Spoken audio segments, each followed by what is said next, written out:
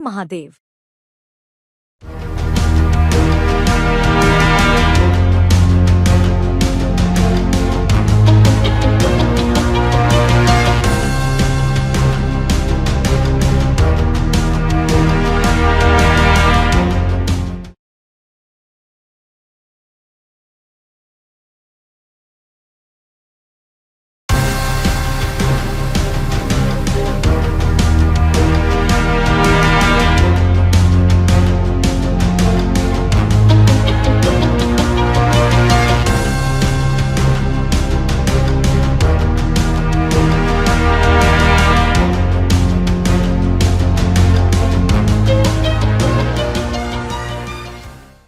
Pleasant good morning to the members of the media, members of the public, and all joining us this morning for the UNC's press conference.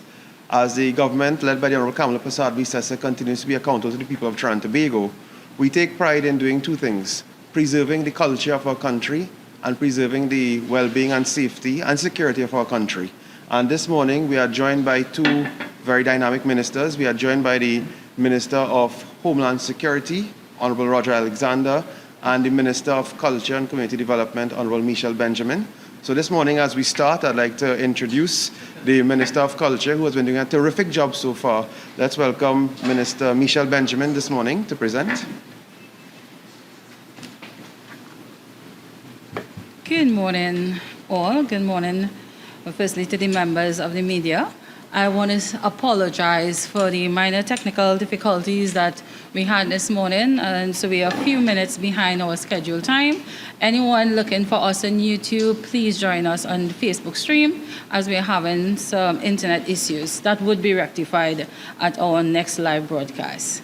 That being said, I would like to say good morning to the members of the media gathered here, to our cultural stakeholders, our artists, our entrepreneurs, our regional representatives, and everyone in Trinidad and Tobago tuning in to this live stream. This morning, we are here to discuss our carnival, the greatest show on the face of the earth. And as promised, when I was here last, Again, I apologize, it's just some minor issues, but the show goes on, and we're here to report to you, the citizens of Trinidad and Tobago. So as promised, the last time I was here, I promised to keep you updated with everything that is happening with regards to our carnival. So I'm here to report to you. Today, we are here to discuss what happened over the weekend and what is going to happen for the remaining carnival season. Today, I speak to you from a place of deep pride, confidence, and absolute conviction. What we are witnessing right now is the result of hard work from the moment the Prime Minister declared that this carnival season was going to be a bumper carnival. My ministry and NCC went into overdrive to ensure that that happened. So, of course, members of the media gathered and everyone looking on the wide stream. Trinidad and Tobago is in the middle of a bumper carnival season. Our carnival is fuller, it is brighter, and is more impactful than ever before.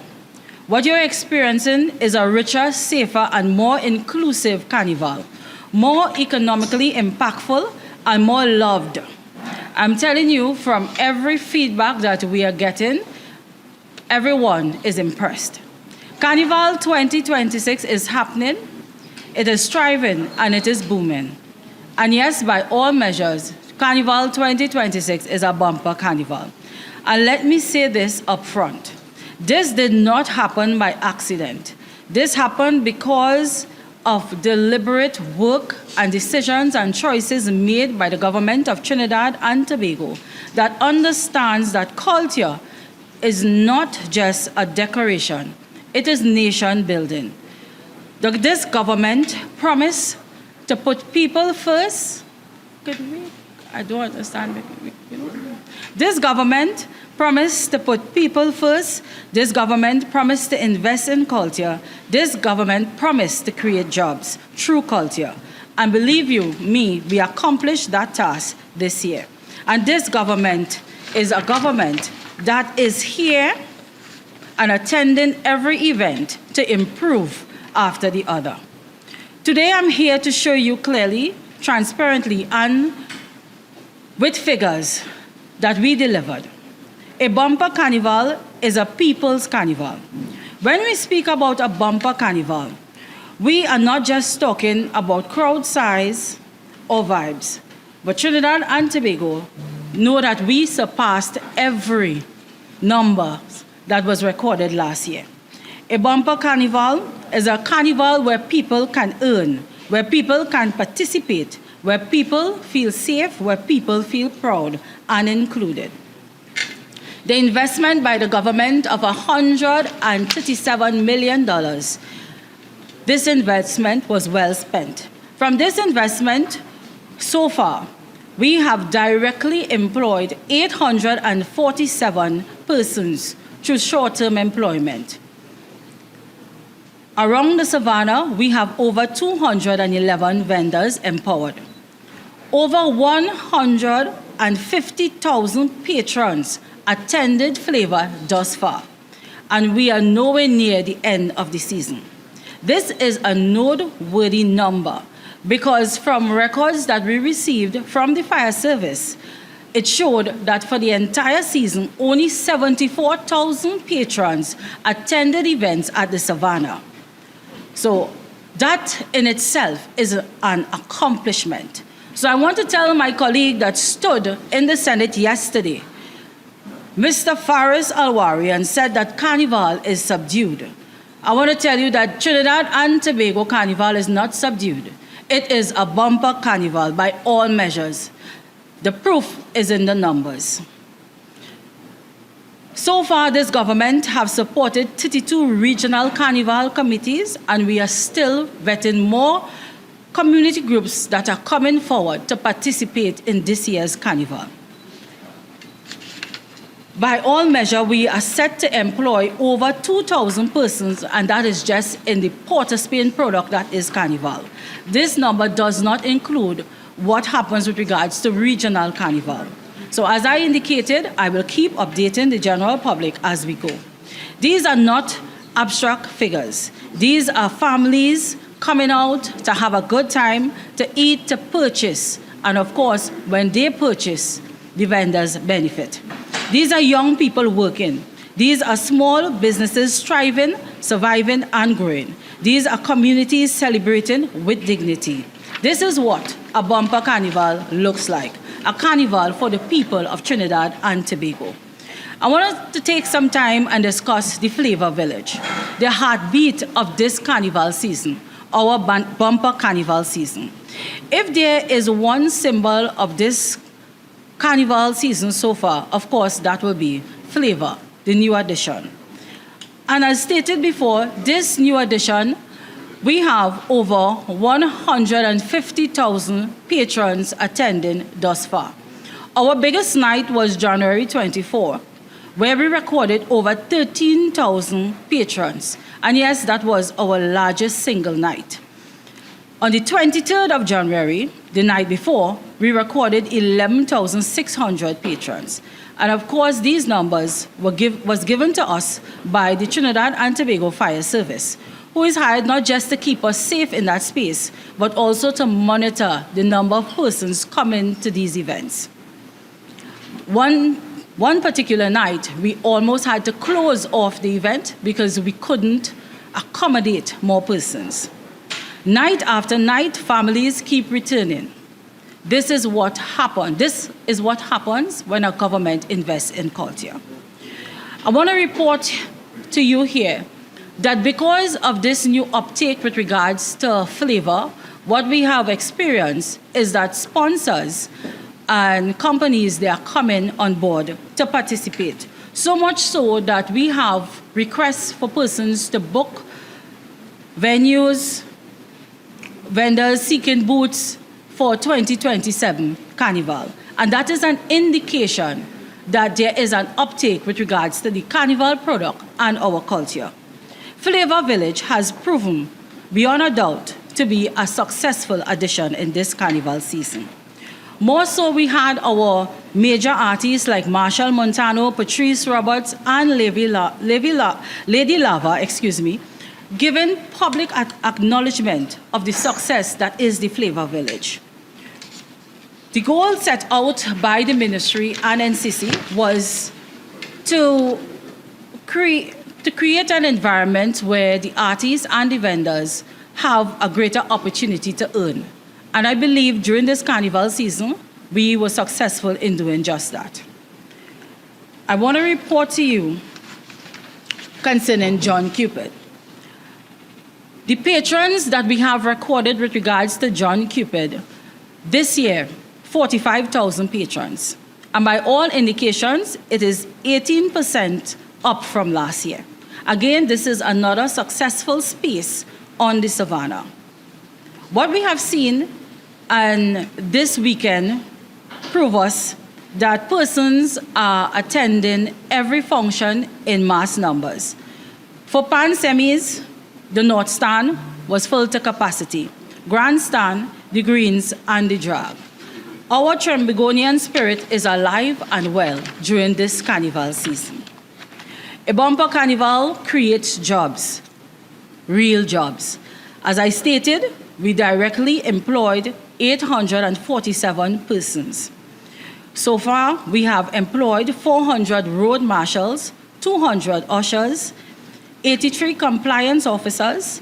We are also in the process of employing custodians, more laborers, electricians, carpenters are still being employed, carpenters, welders, and of course, administrators.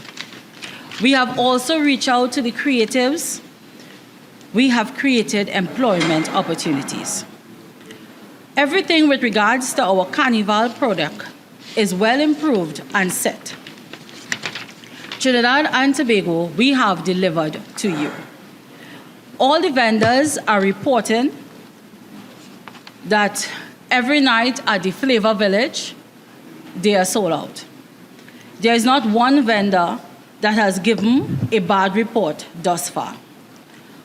What I want to indicate to you also is with regards to our regional carnival.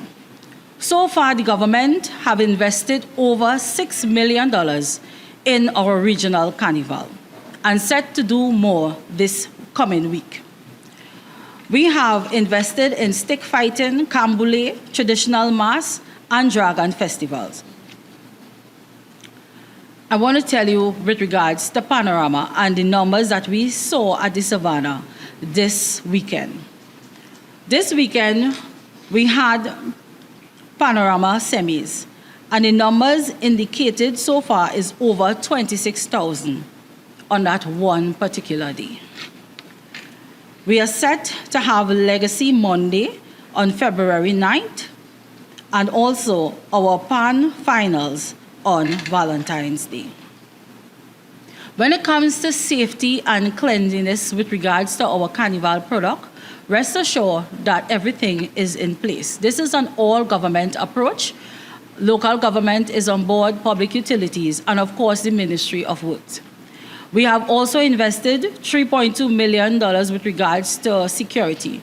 We are sparing nothing with regards to the security and the safety of the citizens of Trinidad and Tobago. When I leave this press conference here today, I have another stakeholders meeting where we are meeting at 1 p.m. at the grandstand to further discuss and put things in place with regards to the route and to make sure that we have no congestion when the bands are crossing the stage.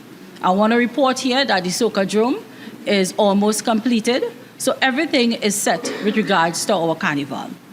When it comes to our hotels, our Airbnbs, and the flights coming into Trinidad and Tobago, as I reported before, we are all set with regards to being a bigger carnival than last year. So far, we have recorded over 37,000 visitors and projected to do more, according to Carl. All my reports and indication is that the hotels are fully booked, and we also have persons that cannot get a booking right now.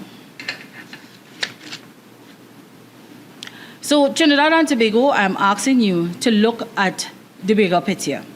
Our carnival has improved. Culture works. Investment works when a government puts money into its people. We did not just make statements, we made sure that we delivered to you.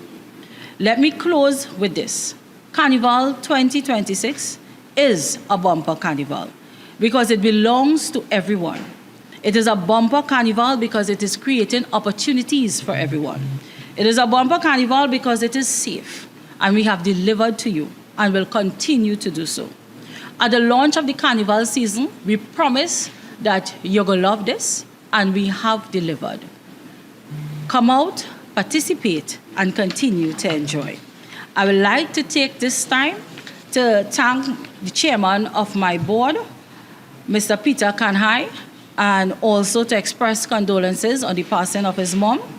I would also like to thank my vice chairman and all the communication teams throughout the ministry. They have not slept since the carnival season started. We are here, we are committed, we have reported to you, the numbers are up, and if you could judge this carnival by anything, you have to judge it by the participation of persons and the numbers which cannot lie, and the pictures that paint 1,000 words. Thank you, and I await your questions. Thank you very much, Minister Benjamin, and we congratulate you for the very dynamic work you've been doing to ensure the people of our country can have a great carnival that respects and preserves our culture. Now I'd like to welcome the very hardworking and dynamic Minister of Homeland Security, who has been doing an excellent job at working for our national security. Let's welcome Minister Roger Alexander. Thank you. We're still at the morning level, right? Good day to all. The media is a little excited to see me standing before them. Let me say good morning to the media, Trinidad and Tobago. Most of all to all law-abiding citizens of this good nation. Good morning to our visitors. They are here for the next 2 weeks to enjoy what my colleague have already described as a bumper carnival. So let me tell you as much as I can today. And let me assist my colleague in ensuring that law enforcement will assist in this bumper carnival. Today, we are here to explain to members of the public what is taking place in terms of carnival. Now, law enforcement will in fact have a press release to treat with many of your questions that you might want to ask. However, carnival to me is joy. Carnival is about culture. Carnival is freedom. Carnival supports all creed and race. Carnival is part of our DNA. And part of the most important part of Carnival to me is to provide that safety and security and the protection for all citizens and visitors alike. Let me be clear by saying this. 2026, we have a safe carnival. Our intentions are in every city, every borough, every town, every street, and every corner, we must provide that level of safety for all. Safety and security during Carnival is this government's focus. When people put on the costume and they cross the stage in Port of Spain, Chaguanas, or wherever, they must be able to do so without fear. The People's Commissioner of Police, my Prime Minister, the Honorable Kamala Prasad-Bissessar, have instructed me, and I too have instructed all the teams under my command, that we must have a safe Carnival. So the message today, Carnival is for enjoyment, not violence. Carnival also for families and not for criminals. If you come out to fight on our nation's streets for Carnival, if you think Carnival, you will take the advantage to frustrate persons to commit offenses against them, I suggest you think again. You will meet law enforcement at every corner. The government and Prime Minister and the Commissioner of Police are all here to stop your foolish behavior. Next week, they will meet with us now and put an end to the plan. So if you decide to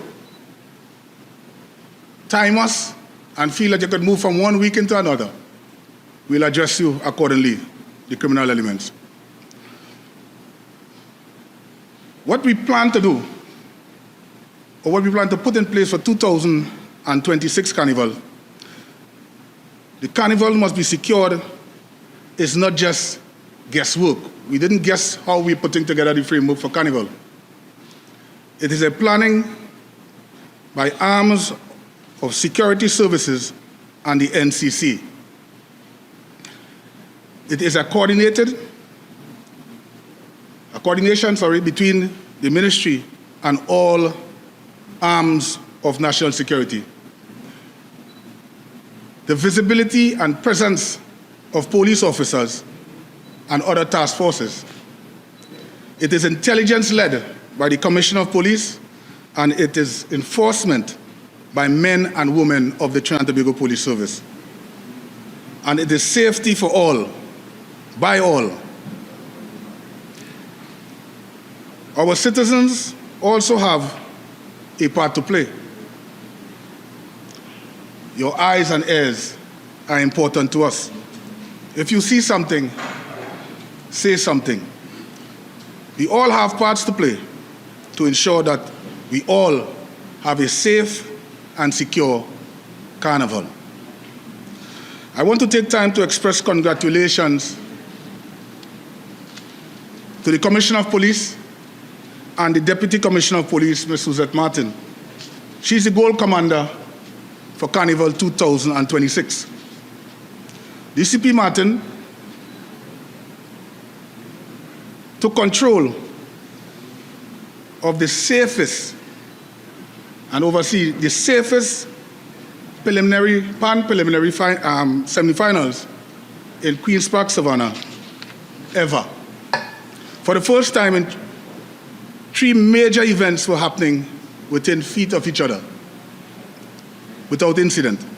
Thousands of citizens were in the grandstand, north stand, in the drag, and in the flavor. All being supervised and overseen by the Commissioner of Police and his Deputy Commissioner of Police. Apart from this, the Trinidad and Tobago Police Service has rolled out phase 2 of Operation Festive Shield. Just a week or two ago, under the theme Operation Safety the Vibes. So it's Operation, let me say this again, Operation Secure the Vibes.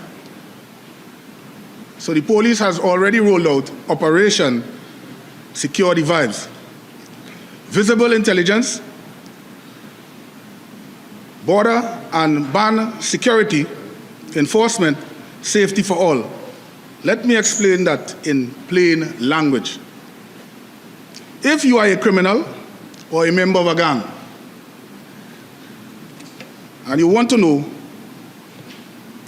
I just want you to know that you should not come to Carnival and attempt to cause any disruption. I suggest you stay home. And to our law-abiding citizens, the police wants you to know that they are with you, securing the vibes, protecting the people, and preserving the culture.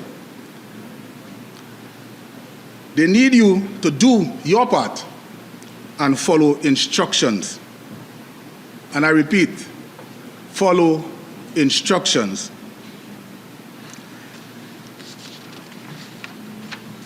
Members of the public and law-abiding citizens, when an officer gives instructions, it is not pressure or malice.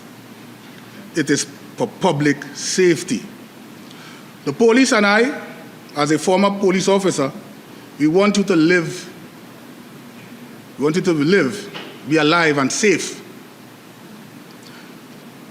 So when the police gives you instructions, I suggest that you comply. Listen to them and do as they ask. Some persons in this country believe that when time for carnival, there's no rules. That statement is quite incorrect. The rules for the season and why they matters, some people don't like rules. It's plain. But rules are what stops the carnival from turning into a crime scene. The government and Prime Minister has declared Carnival 2026 a special event under the law. At 7 p.m. on Sunday, 31st of February, that's 4 days ago, to midnight on Tuesday, the 17th of February, 2026, there will be restrictions. And these restrictions are for our own safety. The last thing we want is to spoil the fun. Remember that. We don't want to spoil the fun. For example, the regulations stopping things like wearing police and military type uniform, carrying weapons, explosives, using exposed flames, among other things. Let me talk about the big one, the glass bottle ban. The glass bottle ban is in effect not only in Port of Spain, but at all carnival celebrations, even in villages and towns nearby. No authorizations were given to persons to have glass bottles in a public place within 100 meters of carnival events during the season. Why? Because glass bottles can quickly become a weapon. I urge all vendors not to break the law and use cans and plastic bottles. And in case you are unaware, the police service can seize your bottles. There's a breach of the glass bottle ban also carries a penalty. So I'm saying to everyone, leave the glass bottles at home. I want to say something else. Alcohol and bad judgment has ruined so many nights of fun. And the TTPS has been telling the public, be aware of your surroundings, drink responsibly, and always use the right angle of thought, which is really discretion. When people drink too much, tempers rise, argument starts, and then a silly situation can quickly turn into a tragedy. So I'm asking those who likes to drink, for peace sake, don't.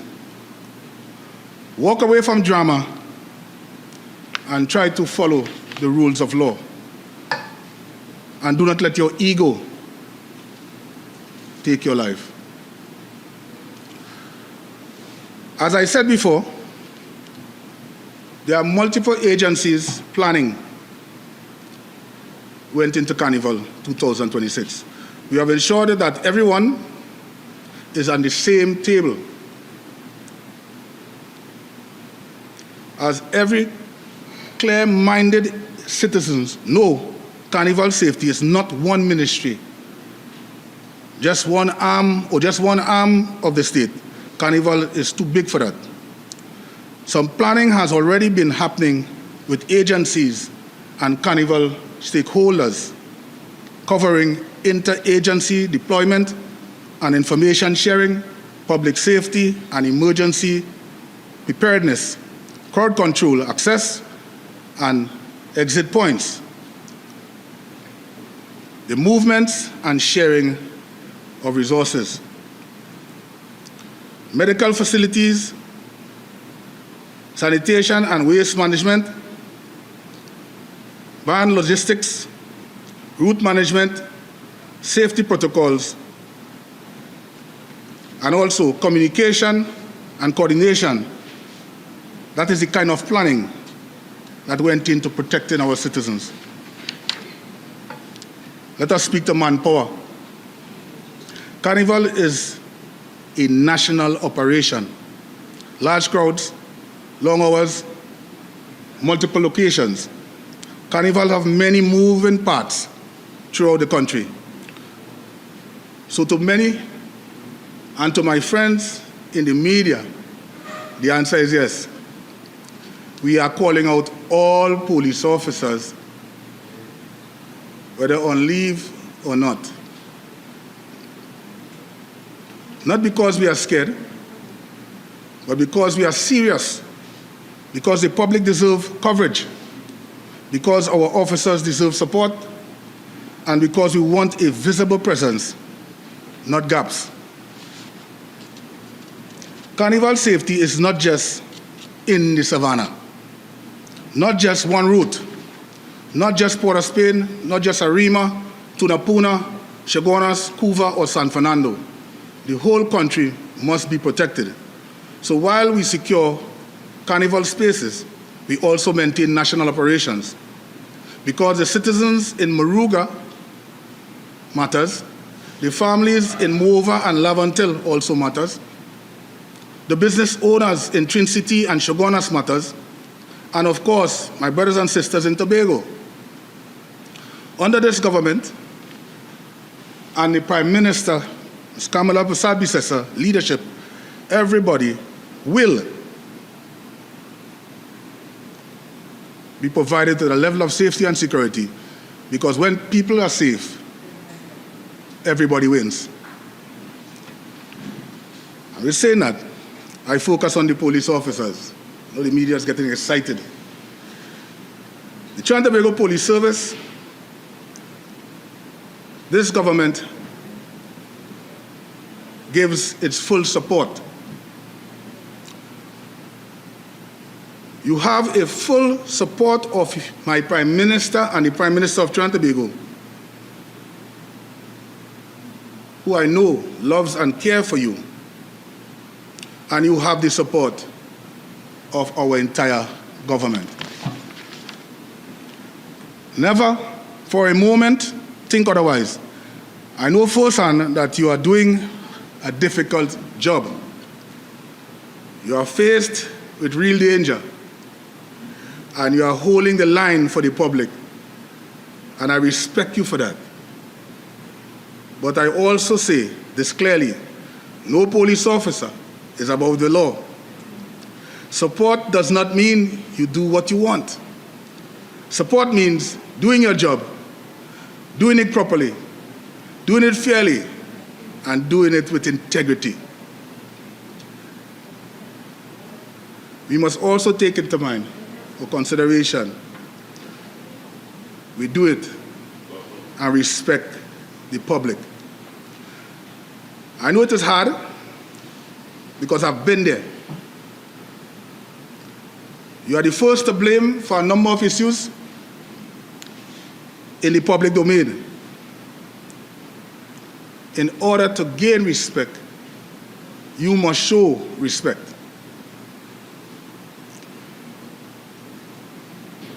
We are proud of the officers of the Trinidad and Tobago Police Service, supported by our colleagues from the Defense Force, when carnival time occurs, and they accompany police officers on duty.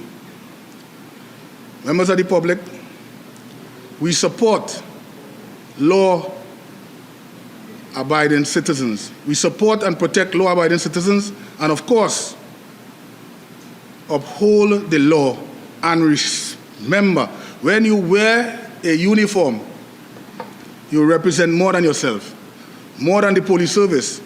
You represent the people of Trinidad and Tobago. So do your jobs with pride and do your job with integrity. And I want to thank the Trinidad and Tobago Police Service and the Commissioner of Police for doing a fine job in making Trinidad and Tobago for the last 10 months a safer place.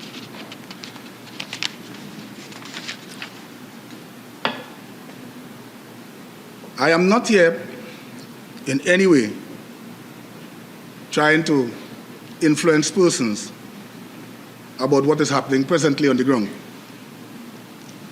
But I can say this. We must learn in Trinidad and Tobago to celebrate life and not deaths and murders. Instead of supporting what works, we have seen persons from the past regime sometimes support everything that this government put together for the purpose of protecting our citizens and ensure that they live. But instead, they continue to support every element. It seems like they are showing, toting, or worshiping the criminal elements. We don't intend to get soft with crime, as we would have seen those in the PNM did before. And every time they get soft, the criminals get more bold. They're doing things in the presence of others. They don't care. They believe that nothing could be done. We don't intend to relax. We don't intend to get soft. We don't intend to ease up. If we have to tighten the rope, then so be it. Members of the public, as we stand today, the Ministry of Homeland Security wants to ensure that everybody has a fantastic, safe carnival. Let us respect our visitors. Let us respect our law enforcement officers. Let us respect law-abiding citizens. As I leave you today, and I will take your questions, Carnival belongs to the people. Let me say this again. Carnival belongs to the people, not to the gangs, not to the drug lord, not to the drug trafficker. The people of Trinidad and Tobago owns the carnival, and it is our responsibility to secure the carnival by any lawful means necessary. Again, I want to thank you today, and I wait for your questions.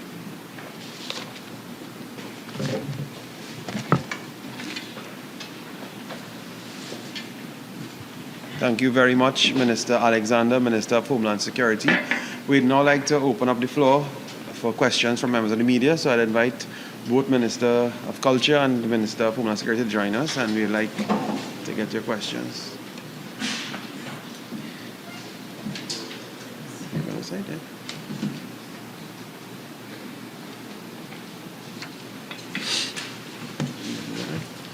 All right, so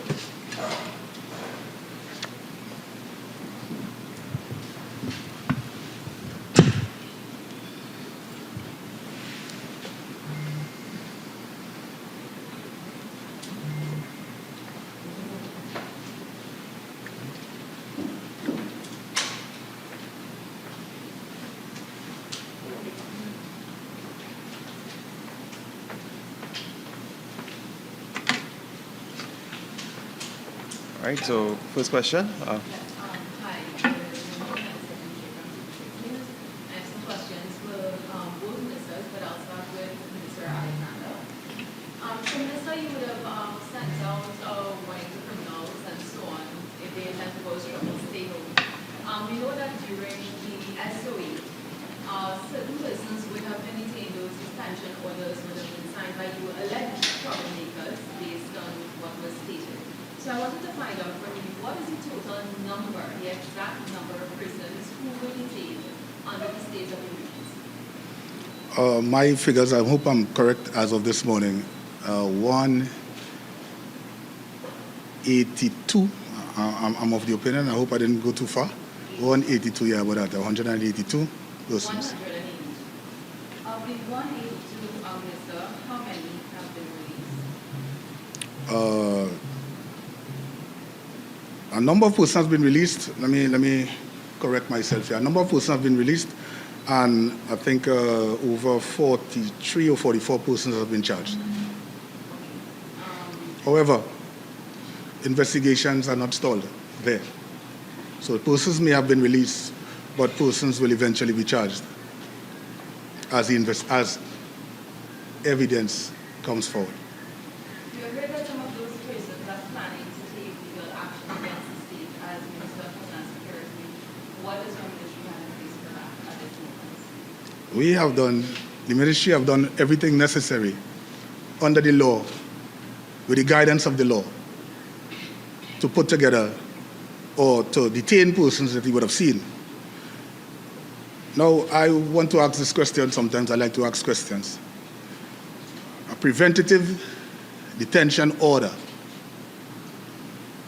What does prevention mean? Is it that you're preventing something before something happens? You can ask yourself that question and answer it too. Go ahead. I would switch to Minister Bestman.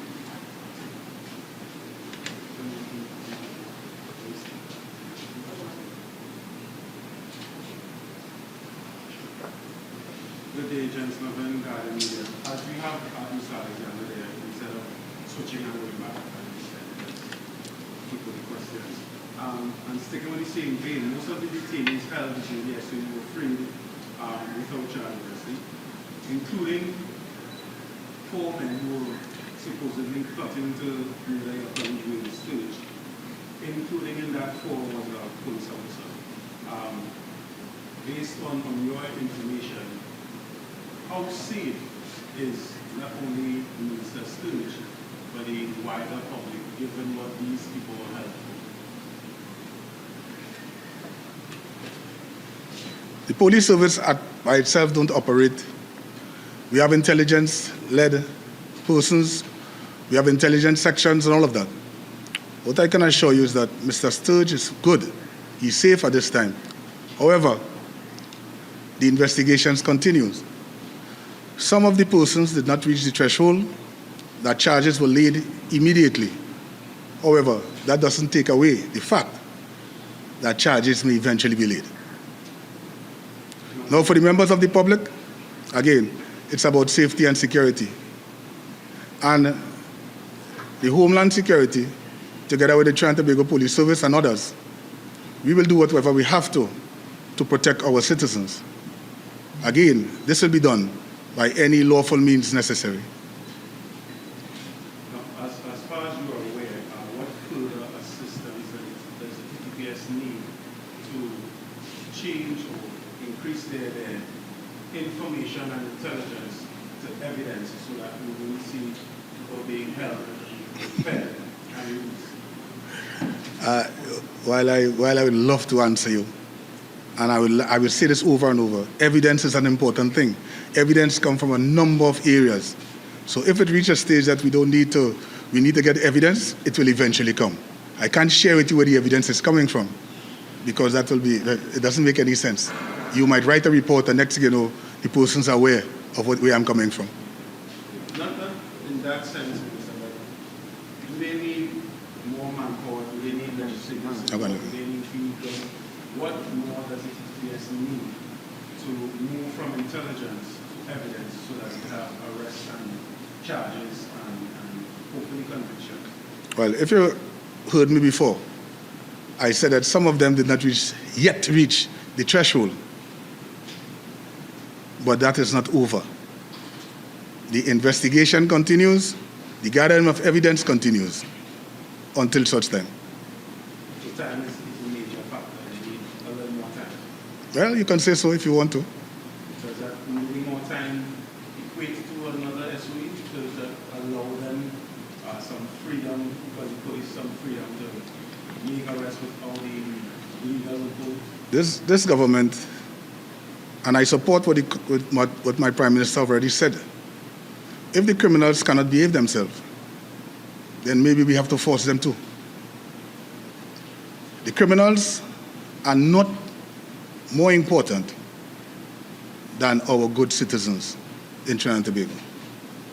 So if the good citizens want to live in peace and the criminal is causing them not to, then we must remove someone from someone, and we intend to live here as good law-abiding citizens. So then the criminals might be the problem.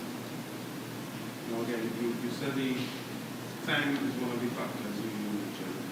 The SOE went on for 6 months and 2 weeks. I think you're answering your own question, really. You asked, I didn't say anything about time. I said the threshold has not been reached yet. All right? So, More time. well, that's your opinion, right? But go ahead. I should hand you the mic. 6 months and 2 weeks. As far as you're aware, based on the information that you have in communication with the Commissioner of Police, how much more time do you think is a reasonable amount? Jensen, with all due respect, the minister has answered the question, and you're not, no, Jensen, you're now going into a dialogue as if this is an article we are writing together. The minister has told you. I want to clear up one thing. One thing, you spoke about manpower and operational issues. What the minister has clearly said is that the threshold has not been met as yet because investigations are ongoing. That is not because of any shortcoming from the government or from any lack of resources. Secondly, this issue of time, the minister has cleared that up, and we've made the point that the investigations are ongoing. So we'd like to go on to another question now. Doris, yes.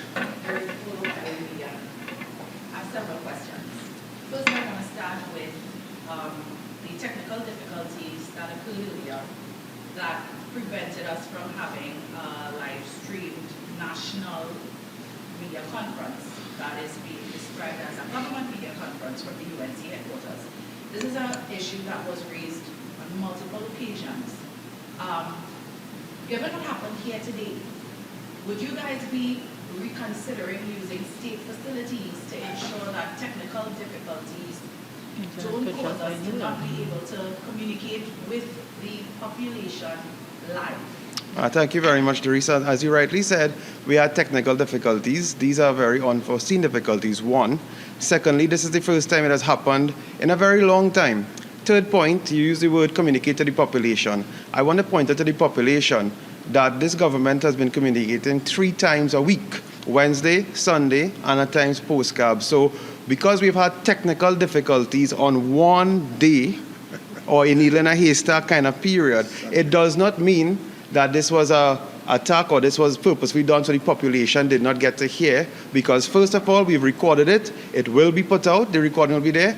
And also, we have a lot of faith in you, the media, to report the accuracy of what was said here. So the technical difficulties will not hamper you, the media, from reporting the accuracy that is presented here. So, second question, Davis. I remind you of, almost every press conference they've had in the last 10 months. I will remind you of that confidence. Yes. All right, so I want to go back to Minister Alexander. And I know that you kind of shut down my colleague on the question, but I have to ask it again in a different way so that we could all leave here with a better understanding. What we're asking is, when the minister says that the threshold has not yet been met, and you have Mr. Morris indicating that it's not because of a shortfall of resources, we are left concerned or questioning then why these individuals are not charged yet. What is the threshold that needs to be met? If it is not time, if we could get an explanation of what that threshold is. I am not prepared to give you that information for one or more reasons. This is national security. And I would not want to give you that information. However, I will say again, in some of the cases, the threshold had not yet been reached. Underline the word not yet. All right? Reached, meaning that it hasn't reached there yet. So, saying that, having said that, understand what we are saying, that we are continuing to do investigations into these things, and whenever it reaches a stage where it is ready, you all will be the first to know. That's all right? Take that. Yeah. All right, so there have been some calls for the police commissioner to be fired following his statement surrounding the police killing of Joshua Samuel. There were also calls for yourself to resign. Okay. How do you respond to people unsatisfied with the state's response to that incident? Okay.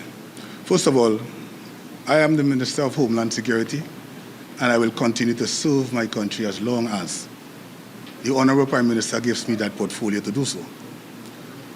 Furthermore, my job entails a lot of activities. Some I could explain, some I cannot. When the people call for these things, sometimes persons are hurting, it's an emotional call and all of these things. I continue to understand because I was here before. I was in that position that the commissioner was in before, not as a police commissioner, but as a senior police officer involved in operations. And I know, no matter what it looks like, evidence is what changes the game. Evidence is what the police need to do to bring someone before a court to be dealt with according to law. And it's the court that, in fact, adjudicates on things, and not really the court of public opinion. So we must just forget, you mustn't just drop off and say, well, hey, the court of public opinion say. Let us get the evidence and present it at a place so prescribed. So is it that you continue to have, you and the government, full confidence in the police commissioner to continue this mandate, but not only that, to deliver justice for people who want to see it, manifest and come to fruition? And let me tell you this.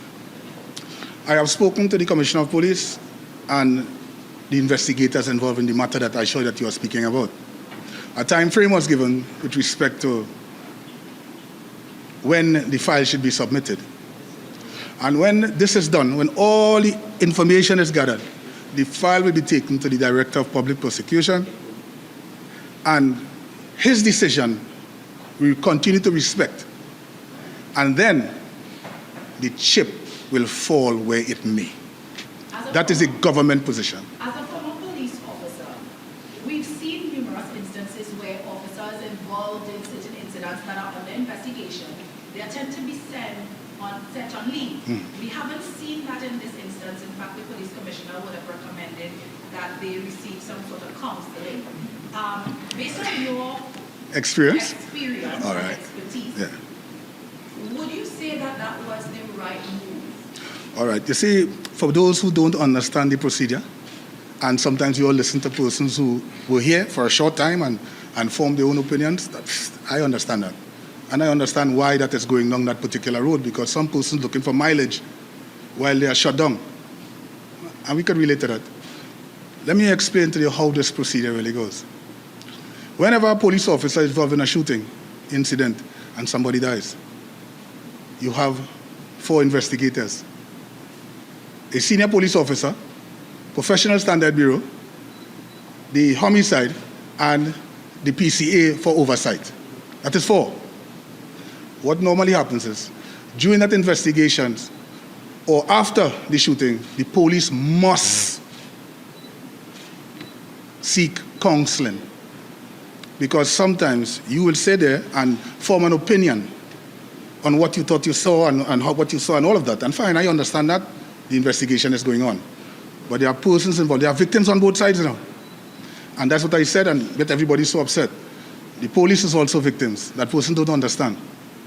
So they must go for counseling in order to be treated with mentally and otherwise. So when persons made this statement about leave, after the counseling, recommendations could be made for the police officers and them to go and leave as the case may be. So sometimes you hear persons rumbling on. There's nothing in the books. A lot of persons are now before the court and have to pay damages. You know why? because there's something that persons throw into the mix called,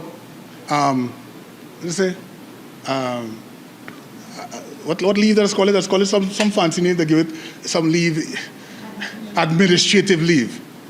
There's nothing in the books that speaks to administrative leave, you know. I have never seen it. I don't know if you all in police, in reporting for a number of years, there are persons who throw that in the mix to appease members of the public.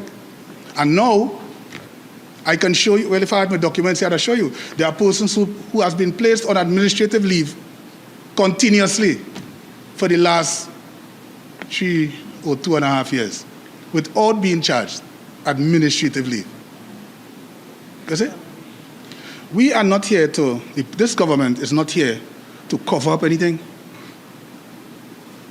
done by any agency, especially under my responsibility. We are here to ensure that law and order and justice must fall where it's supposed to, and not designed by persons to encourage it. Yeah? Having said that, we, the government of Trinidad and Tobago, as soon as the file with respect to that information is finished, I know it will be sent to the relevant authority, most of the time, not all the time, the Director of Public Prosecution, and he would make a decision that this government will stand by. You see? And the chip will fall where it may. You, in that regards to that same issue, you would have spoken about the recording that made its way to social media, Right. legislating to control. No. You see, that is, I think that, you know, sometimes I think I speak in a certain type of language, but I know it's difficult sometimes for you to understand because it is what it is. When I spoke to that, it's like this. Everybody has a camera on their house, not so? How can you legislate against that? Think about it. You know what I said? If I have a camera on my home, I have no problem putting it out in the social media. But give the authorities an opportunity to investigate first. That's all I was saying, you know. So probably we need to say, well, hey, before you do that, give it to the relevant authorities. I will tell you why. Now, with the advancement of AI and all these things, we have to be careful enough. And then what people don't know or are aware of, you as the house owner has to give evidence in this matter because you have to describe how you gave me possession of this. So, my lady, and for members of the public, I see even CNC3 or somebody put up something, $10,000 for, I don't know where they came that from, utter rubbish as usual. But what I'm saying to you is this, think about it, evidence is important. That is the only thing that can determine guilt or innocent in a matter. And that is all I was explaining. Thanks for the opportunity. All right, well, piggybacking off of what you just said, Piggyback. we have a High Court judge that would have told the public in one of his rulings to continue to report police officers when they are in the process of executing their duties. Your thoughts on that? The police should not have any problem with that at all. I never used to have a problem with it because, and I can go there, because I will tell you why. The police is operating in a professional manner. But you know what the social media does? They take out all the front piece, where the man was resisting first and then show the part where the police trying to execute on him. Again, we have to be careful. But I applaud it. Let me tell you why I applaud it for. Then, and only then, the public might be able to see something. But then, I understand that too. But we must also remember, we must put guidelines and policies in place to treat with that statement. I will tell you why. Because if you come up to my face, and while I'm trying to execute my duties and say, boy, you didn't do the money, do nothing, and the money do, are you obstructing me? Are you assaulting me? So one of the things that they must put in place with respect to that is distance and balance. It cannot just be up in your face, like you see the camera up in your face, Alexander, you're kicking the man, and all kind of things. Sometimes it's not even happening. But they are saying, you know the lady who would say, oh, you're wicked, you know the wicked lady? She have a remote control that says the same thing over and over, even when it is not happening. There were some feedback on the hunger strike at Tetra Barracks. I'm sorry to my colleagues, I'm sure they'll be interested in these questions as well.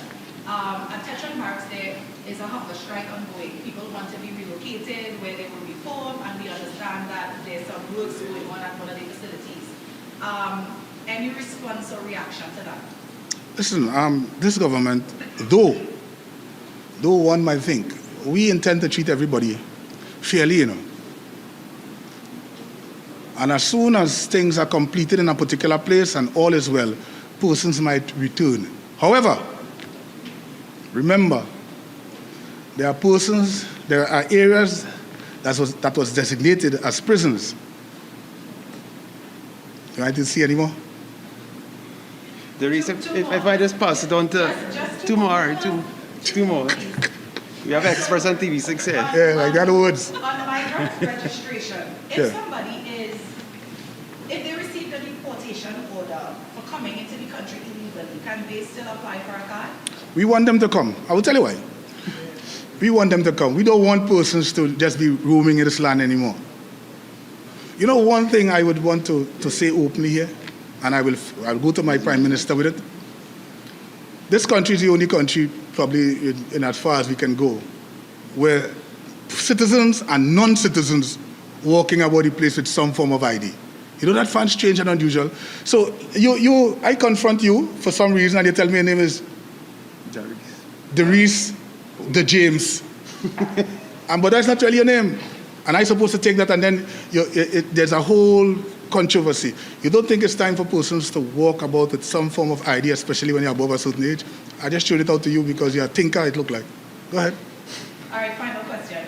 Regarding the situation with TNT nationals in Syria, there is some chaos happening right now with the Kurds and the Syrian Democratic Forces. Could we get an update on repatriating those nationals here? I am part of a team in Homeland Security, and I can tell you this. We are having some difficulties because of what is presently taking place there now.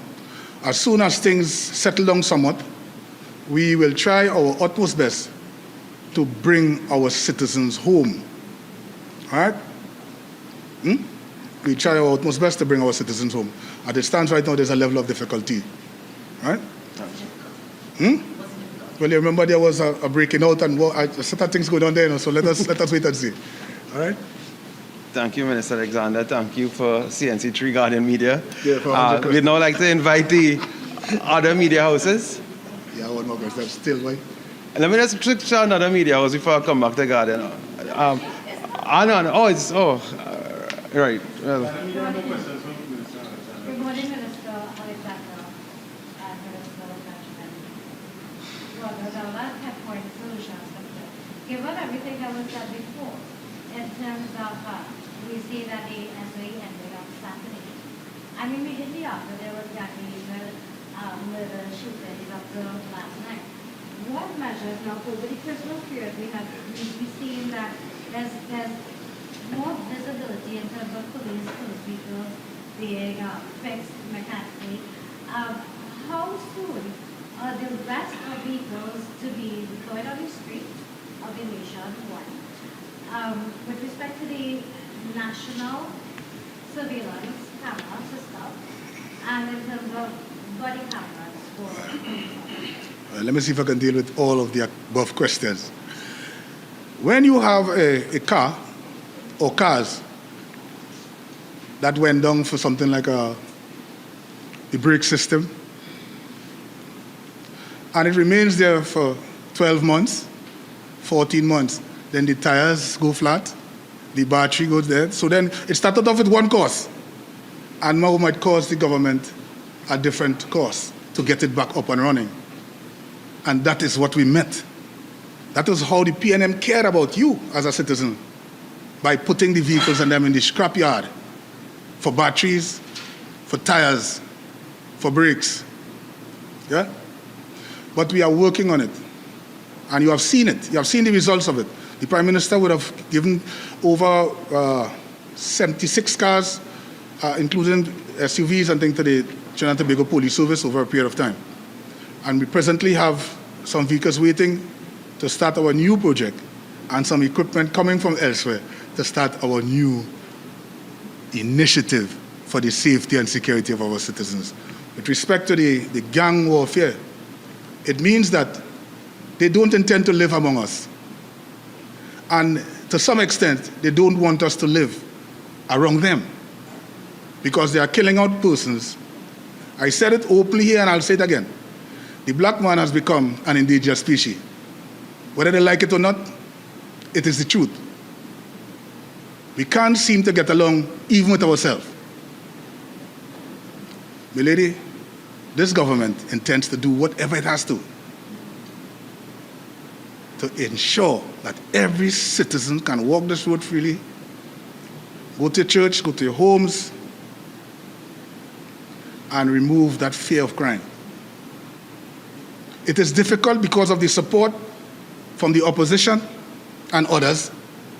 It has taken a little while. But to get it done, we will. Remember that. It's a mandate from the Prime Minister of Trinidad and Tobago. Hi, Mr. Alexander. I just have some more questions for you. Listen, I have my colleague here Yes. who's doing a fantastic job You're doing a good for job. Carnival. You're doing So, a good job. I do have a quick question for you. You mentioned 182 prisons. average, I think, let me... Can you confirm whether all prisons, given that the state of emergency has come to an end, whether all prisons have been released other than those who have been charged from detention at this point? Well, let me tell you this. There are some persons who were already serving time. They cannot be released. Right? I don't know the numbering. So They would not have been they cannot, they were detained under the SOE, but they were already serving time. Or they were detained for offenses without bail. So they would not be released. Understand? Okay, sure. Do you have anyone other than those who were previously serving time, and specifically speaking about those who were taken off of the streets where you would have signed detention orders and they would have been taken to a detention center? Do you have any of those prisoners remaining other than those who were previously serving time or those who have been charged? All right. Unless the persons were, you might have seen persons removed from the streets. It doesn't mean that they were removed under the detention order. You see? It could be that they were arrested on warrants and other things. So having said that, I cannot give you a number. No one ought to still be there under normal circumstances. All right? It's the police and the prison's responsibility to give us the information as the case may be as to what is happening. And I don't think anybody was left there, from my knowledge. All right? But if persons were there, it could have been something else attached to it. There were persons who were detained for firearm and all of that, and still brought in on detention orders. And I just want to follow up on one of the research questions, and you would have mentioned that there's nothing such as administrative leave. But there were reports that one of the police officers, alleged reports that one of the police officers involved in the shooting of Joshua Salmon was among a team of officers who returned to the area where the shooting happened in days after and was conducting raids. And we know that those officers have been taken off of active duty. But Minister, given your former experience in the police service, do you have concerns that they're being, within that police station or wherever they are, that they can in fact influence, they can in fact intimidate and have some bearing on that investigation that is doing? The police officer in Trinidad and Tobago is one that should have integrity, professionalism, pride, work with excellence, respect, and all of that. So it's difficult to challenge that coming from a man. You see, what we have done, we have created our own rules and not those associated with the laws and the SOE and the standard operation procedures of the police. Take, for instance, if I am involved in something, obviously, I will return to the scene. I will tell you why. I have to go and point out where this happened and that happened. Are you aware of that? They take the victims back to the stage, the place, to revisit the scene. I don't know if it's that you saw. But if that is the case, that is normal. If you are robbed on the outside here, the police will bring you back and say, where you were standing, look for this, look for that. So we have to be careful how we see things and bring it out to members of the public. That they were in fact conducting raids. It wasn't a situation where they were All right. pointing out where this happened, as if they were speaking to residents and I would like to see that done. I don't want to say anything to it because to me, there are a number of situations that someone could have reappear there. And in terms of threatening persons, you say? Intimidating was a great If we look at how the criminal element is behaving in Trinidad and Tobago, doesn't that seem very intimidating to you? You're shooting, they shot a man in the middle of just Port of Spain on the ground and all of that. To me, that is intimidating. You observe a man running with an AR-15 on the other side. You saw a man running up the hill with an AR-15. To me, that is intimidating. The police is not here to war anybody. The police is here for your own protection and safety. So, I'll give you all of that to tell you this. At the end of the day, when the investigation is completed and the Director of Public Prosecution get the files and make a recommendation, the chips will fall where it may. But the only place that could be dealt with is a court of competent jurisdiction and not one that the citizens seem to putting together from time to time. Every time that the police is involved in a shooting. But when the civilian is killing his neighbor, and we go to, you get this kind of operation. What?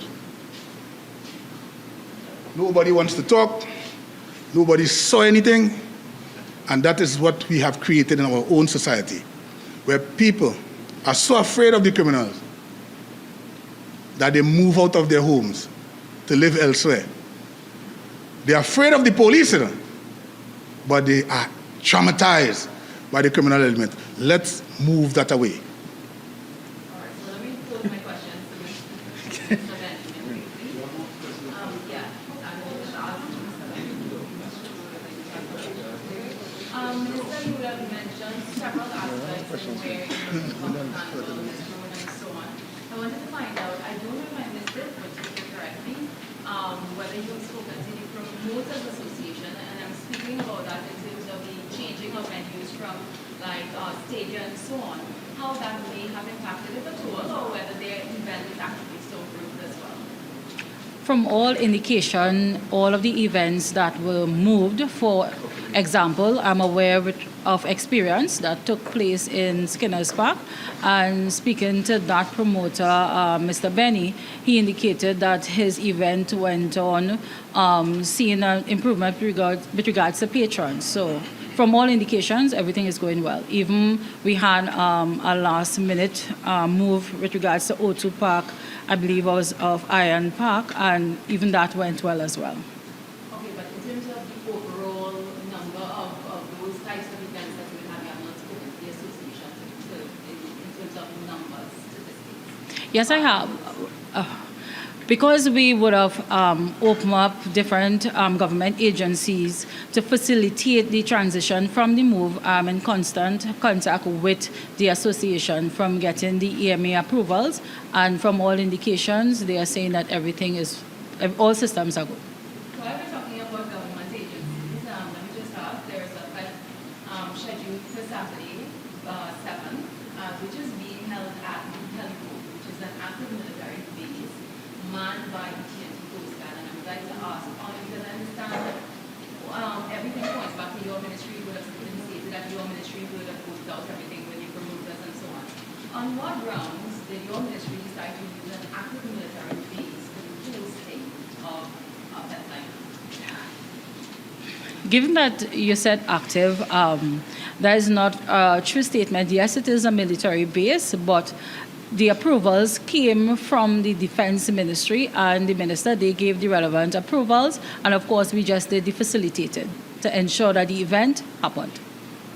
Okay, in terms of Mr. Griffin stated when he just over Army Federal Settlement Barracks, the money is collected for the rental and so on of that facility would usually go to the military. Would you be able to say, or would it be within your remit to say where those funds are going? Where it usually went in the past, to the defense, to the Ministry of Defense, yes. So it is going to the Ministry of Defense, not the Defense Force? To go to the Defense Force. Okay, thank you for that clarification. Sure. I understand that there is a medical facility at that particular particular venue, which, would be used to treat with defense force persons in need of emergency. Do you know what We should give it to her. measures are in place, seeing that definitely taking place there? I would like to pass that question to my colleague. Let me answer also the question that you asked concerning the venue. When the idea behind the Brian Lara venue was shut down, that was one of the recommendations made. Now, this has been going on for years. I don't know if you're all familiar, but that area has been used many a times before. All the officers will do is provide different accommodations for those who are in fact there for medical reasons, meaning that they might be moved to Tetron Barracks as the case may be. So that's a normal thing. Okay, They make some adjustments and all is well. okay, I know that when using it for another smaller event, not of the size of. I was thinking that it was there before.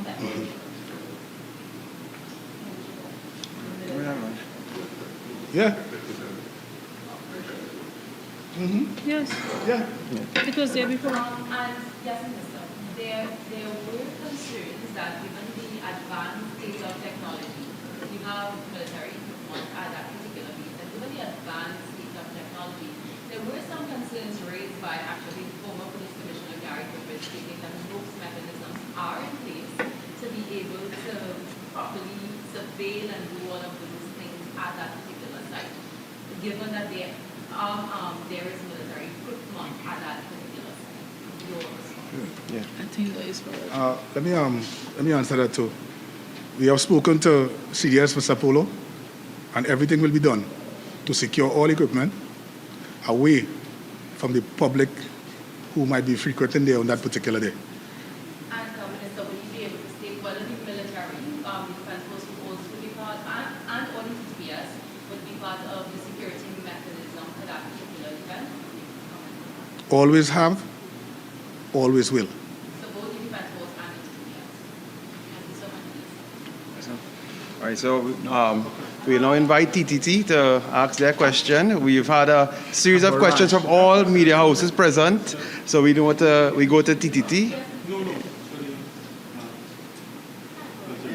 For culture?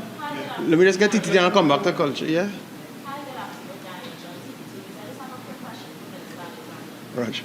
Last year, you would have mandated enhanced training for the immigration officers following an investigation into the unprofessional treatment of appearing paid visitors at Ethiopian International Airport. Has that training commenced? Not quite yet. We had secured someone who is willing to come and assist. But then there were some things happening out of the country or the country that the person was coming from that caused some delay. But it is still on the books. It will remain on the books as long as whatever existed at the airport is not yet treated. So yes. So we go for culture questions from Guardian Media. First one from Minister Benjamin, sorry, and the second based on security for Minister Benjamin. I'm not sure if you're aware, the San Fernando Carnival Committee are not having any competition this year. What are your thoughts on that? They're saying they didn't get enough funding as they should. I saw that article. It was sent to me by someone from your media house. But then I recall an article, I think this January 22nd, from your same media house, stating that the mayor said that he's not having a launch and that he is cutting back. So given that the mayor would have said that in the public domain, for him to now come and say that he does not have sufficient funding, I don't understand. But what I would like to say to the general public, my ministry and that of my state board, NCC, we are here and we are ready to assist San Fernando. Your carnival will go on. Security reasons, security concerns raised, Mr. Alexander. You talk about warning criminals to stay away and all these things for carnival coming up. Based on the video, there's a lot of, just to be specific, there's a lot of distrust towards the police service. what, if anything, can you say to dissuade that level of thinking? Oh, sure. And again, I don't want to talk too much about a matter that is engaging the type of attention that we are seeing now. However, the training of police officers and members of... Yeah, good. Yeah. All right. Police officers are trained to de-escalate a situation. All right? And what we are asking members of the public to do, especially in that particular area, is don't cast all police officers with the same brush. What you saw was just one situation. And I'm sure, knowing the area there, they would have called police before and get the type of response that they were looking for. And that is what we are telling members of the public. One situation must not convince you enough to think otherwise about law enforcement when they would have been protecting you. I remember being on duty and shots were fired in that same vicinity. Police responded from all angles in order to protect the good citizens of that area.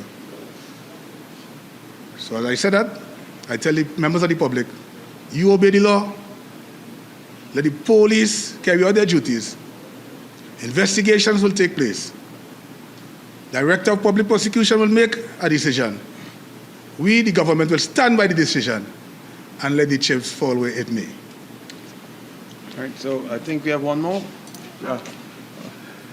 And so this is the last question. But before the last question, again, both ministers will be available for your discussion right after. I'm not an animal, so I'm well prepared to wait until a conversation concludes before I pose my question, Dr. May. But to the culture minister, referring to the question that was originally posed to you by Jensen concerning the cutbacks with regards to San Fernando's carnival and the competition element of it not taking place. In the first article that you referred to that we published on January 22nd, the mayor said that they were going to be allocated $700,000 and that in itself was a reduction in its allocation. What he said in the new article that we published was that what they actually received was $500,000. So the cutbacks were going to happen anyway. So what we're trying to find out is whether you could clarify if there was a cutback or not in terms of expenditure from the NCC to the Carnival Committee in San Fernando to justify them deciding not to have the competition element. All right. I want to put something again in the public domain, so this is to clarify everything outside there. When it comes to regional carnival, there are things called regional coordinators that is hired by NCC that would visit the different groups. The mayor put out in the public domain that he is cutting back San Fernando Carnival with regards to the launch. If you're cutting back something and what NCC has on the books, if the mayor is truthful, is that San Fernando Carnival, and I will quote just up to 3 years because those figures are in my head, would have received 700,000, and I'm seeing 2023, 700,000, 2024, 700,000, 2025, 700,000. For him to go to public that he is having a cutback and to say that he is scaling down, the regional coordinators took that as an indication that he does not need the same funding. You cannot be getting the same funding and scaling back your activity. That was put in the public domain by the mayor. And on seeing that article, my office and the coordinators reached out to the mayor. I requested a meeting with the mayor. But as I said in my first reply, the ministry and NCC, we stand ready. My entire family plays Juve in San Fernando, and the judging will go on without the city. If the city corporation is not ready to run the people's carnival, the people will run their carnival. We have brought the carnival back to the people. So how would it, if you could give us like some idea of how the judging will take place outside of the mayor, like what mechanisms are Again, I said, all right, so regional carnival, it is run by regional coordinators, and every regional area or community, there are several regional carnival groups. So in the city of San Fernando, if memory serves me right, and don't quote, but I know I have one in Marabella, there are a lot of carnival committees. So there are different groups that could come to NCC and apply for the funding and do the judging. The next question I have, he said in the Inland Revenue Division would have noted that they are moving to tax artists for their performances and whatnot over the carnival season. What message would you have to those that may be a little bit disgruntled that their earnings may, be taxed? I know that is still a conversation, and my office remains open. As of when I started my portfolio, I would have started day one meeting with the artists, and my main goal is to make sure that the artists earn more. And when that conversation furthers to the fact that that is actually implemented, but as far as I understand, that is just a mere conversation that is far from implementation. Well, thank you very much, members of the media, Guardian, CNC3, TTT, and TV6 and Express. Thank you very much, as well as Penpoint Solutions for joining us. Again, the government goes to Parliament on Friday with more legislation to serve the country, so we ask you to join us then. Thank you very much.